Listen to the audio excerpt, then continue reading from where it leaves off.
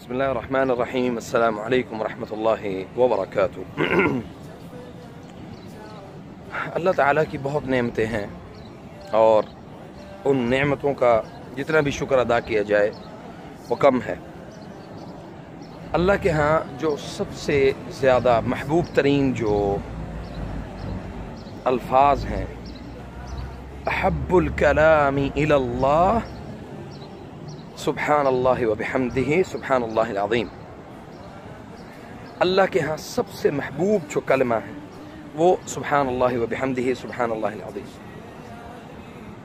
اور دوسری بات یہ کہ ہمیں رب العزت نے زندگی عطا کی، ہمیں اس زندگی کا جو ہے وہ شکر ادا کرنا چاہیے اور